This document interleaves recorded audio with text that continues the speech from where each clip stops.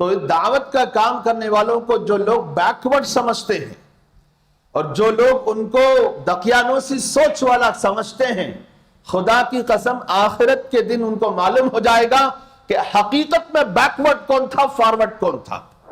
دعائیں دیتے، گالیاں سنتے، دعائیں دیتے۔ یہ ہمارے پیارے نبی، آخری نبی حضرت محمد رسول اللہ صلی اللہ تعالی علیہ وسلم کی یہ پیاری سنت ہے۔ آج کل کے لونڈوں کی طرح نہیں کہ کسی نے اگر جھڑک دیا تو کام ہی چھوڑ دیا، لیکن ہم نے ہمارے بڑوں کو دیکھا ہے کہ وہ پوری ہمت، استقلال، صبر کا ایک نمونہ بن کر لوگوں کی گالیاں سن کر بار بار ان کے گھروں کے پاس جاتے تھے، بار بار۔ تو یہ لوگ فتوے کا بھی مذاق اڑاتے ہیں، رد کرتے ہیں، اہل دین کا مذاق اڑاتے ہیں، دینی اور دعوتی کام میں لگنے والوں کا استہزاء، استخفاف کا معاملہ کرتے ہیں۔ دعوت کا کام کرنے والے ساتھیوں کو آج بہت ساری تکلیفوں کا سامنا ہے، اور دعوت کا کام کرنے والوں کو نشانہ بنایا جاتا ہے ملامت کا۔ ان کو بیکورڈ کہا جاتا ہے، ان کو دقیانوسی سوچ والا کہا جاتا ہے، زمانے کے ساتھ نہیں چل سکتے، یہ ایسے لوگ ہیں، بات کریں گے تو زمین کے نیچے کی یا آسمان کے اوپر کی، اس طرح سے مذاق اڑایا جاتا ہے دعوت اور تبلیغ کا کام کرنے والوں کا۔ حالانکہ وہ کام کرنے والے اللہ کے بندے لوگوں کی فکروں میں گھلے چلے جاتے ہیں۔ اس میں بھی دو کیٹیگری ہیں، حقیقت میں اللہ کی رضا کے لیے کام کرنے والے اور کچھ اپنے مفادات کے لیے کام کرنے والے۔ ہر طبقے میں دو دو ہیں، ہر طبقے میں دو دو، چاہے وہ طبقات دنیا سے متعلق ہو چاہے وہ دین سے متعلق ہو، سب میں دو دو کیٹیگری ہوتی ہے۔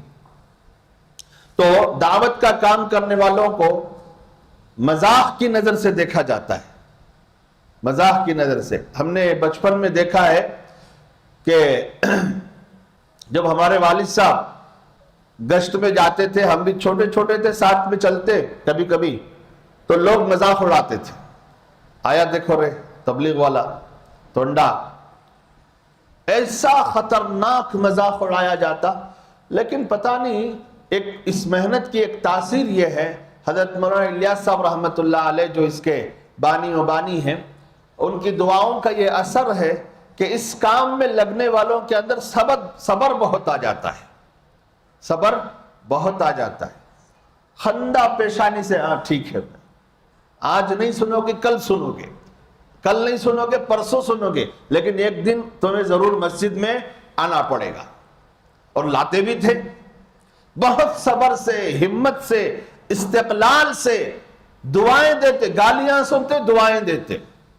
یہ ہمارے پیارے نبی، آخری نبی حضرت محمد رسول اللہ صلی اللہ تعالی علیہ وسلم کی یہ پیاری سنت ہے۔ حضور پاک صلی اللہ علیہ وسلم کو لوگ گالیاں دیتے تھے، مجنون کہتے تھے، پاگل کہتے تھے، ساحر کہتے تھے، لیکن حضور ان کے حق میں دعائیں کرتے تھے۔ اس سنت کو اگر کما حقہ زندہ کیا ہے تو یہ دعوت کا کام کرنے والوں نے کیا ہے، ہم نے اپنی آنکھوں سے بھی دیکھا ہے۔ آج کل کے لونڈوں کی طرح نہیں کہ کسی نے اگر جھڑک دیا تو کام ہی چھوڑ دیا، کسی نے کچھ کہہ دیا تو کام ہی چھوڑ دیا، کام چھوڑ کے بیٹھ گئے۔